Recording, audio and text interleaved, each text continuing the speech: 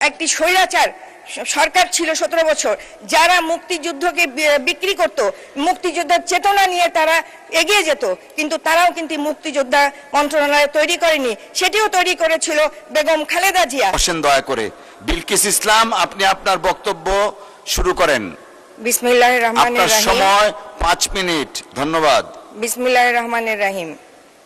মাননীয় স্পিকার, আপনাকে ধন্যবাদ।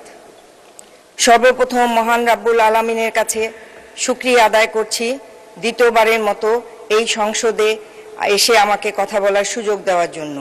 কৃতজ্ঞতা প্রকাশ করছি এই দেশের প্রধানমন্ত্রী আমার নেতা জনাব তারেক রহমানের কাছে।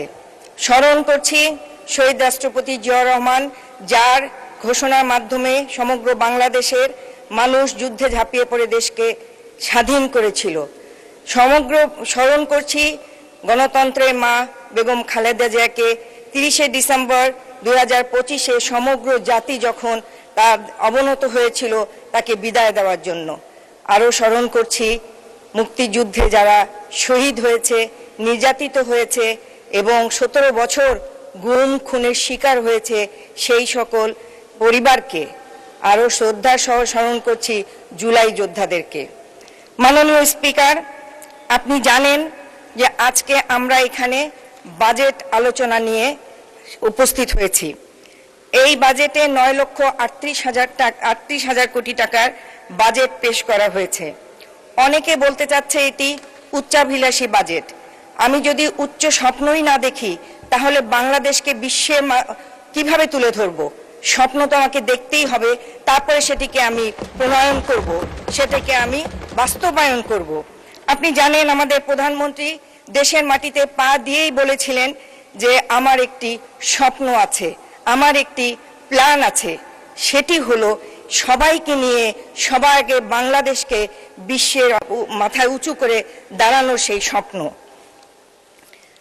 মাননীয় স্পিকার, আগে শুনতাম মোটা চাল, মোটা ভাত, মোটা কাপড় এটি যথেষ্ট, কিন্তু না, এই বাজেটে আমরা দেখেছি নিত্য প্রয়োজনীয় দ্রব্যের মধ্যে 6টি দ্রব্যের উপরে কর না দিয়ে, কর হ্রাস করে আজকে প্রতিদিনের যে চাহিদা জনগণের, সেটিকে আজকে একটি সুখকর জায়গায় পৌঁছে দিয়েছে।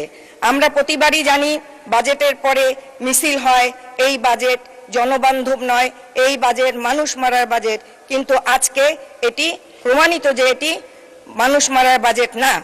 আমরা যে বক্তৃতার আমাদের মাননীয় অর্থমন্ত্রী যে বাজেট বক্তৃতার বইটি দিয়েছেন, সেখানে আমরা দেখতে পাই গণতান্ত্রিক, মানবিক, অন্তর্ভুক্তিমূলক অর্থনীতির অভিযাত্রা।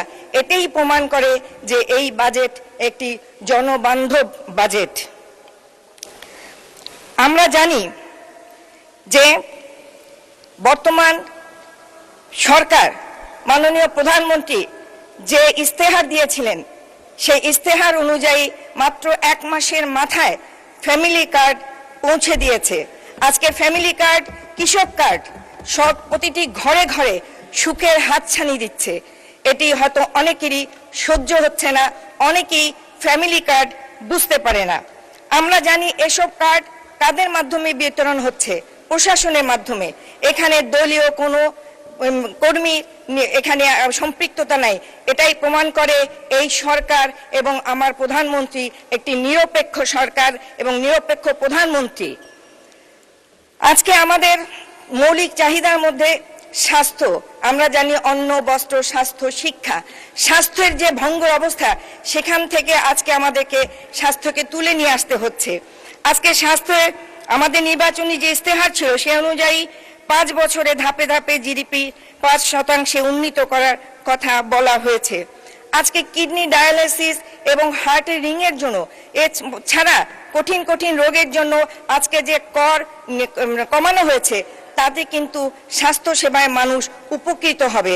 একটিবারের জন্য আমরা শুনলাম না বিরোধী দলের কাছ থেকে যে এটি একটি বড় একটি পাওনা বাংলাদেশের মানুষের, যেটি আজকে আমাদের প্রধানমন্ত্রী এই বাজেটে উল্লেখ করেছেন। মানুষের দোরগোড়া স্বাস্থ্য সেবাকে পৌঁছে দেওয়ার জন্য হেলথ কার্ড প্রদান করা হয়েছে। প্রতিটি ইউনিয়নের শহরে কিন্তু আধুনিক স্বাস্থ্য সেবা ইউনিট স্থাপনের পরিকল্পনা ও বাস্তবায়ন চলছে। শিক্ষা জাতির মেরুদণ্ড, কিন্তু বিগত 17 বছরে সেই শিক্ষাকে যে মেরুদণ্ডকে ভেঙে দেওয়া হয়েছে। আজকে তাই এই শিক্ষা প্রতিষ্ঠান থেকে সকল তরুণরা বাইরে বেরিয়ে গেছে, বিমুখ হয়ে গেছে। তাদেরকে আবার শিক্ষা প্রতিষ্ঠানে ফিরিয়ে আনতে হবে। এই বাজেটে সেটিরও উল্লেখ আছে।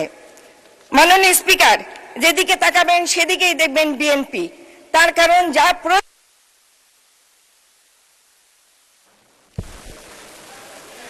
জি জি জি জি, আপনার সময় আরো 2 মিনিট বৃদ্ধি করা হলো, ধন্যবাদ। একটু বেশি দেন মাননীয় স্পিকার। যেদিকে তাকাই সেদিকেই দেখি বিএনপি। আমরা জানি দেশের জনসংখ্যার অর্ধেক নারী। এই নারীর হাতকে কর্মের হাতে পরিণত করার জন্য শহীদ রাষ্ট্রপতি জিয়াউর রহমান মহিলা বিষয়ক মন্ত্রণালয় তৈরি করেছিলেন। শুধু তাই নয়, আপনারা জানেন একটি স্বৈরাচার সরকার ছিল 17 বছর, যারা মুক্তিযুদ্ধকে বিক্রি করত, মুক্তিযোদ্ধার চেতনা নিয়ে তারা এগিয়ে যেত, কিন্তু তারাও কিন্তু মুক্তিযোদ্ধা মন্ত্রণালয় তৈরি করেনি। সেটিও তৈরি করেছিল বেগম খালেদা জিয়া। প্রবাসীদের কল্যাণে যে মন্ত্রণালয়, সেটিও তৈরি করেছিল বেগম খালেদা জিয়া। সুতরাং এই বাজেটে সকল ক্ষেত্রেই বরাদ্দ রাখা হয়েছে।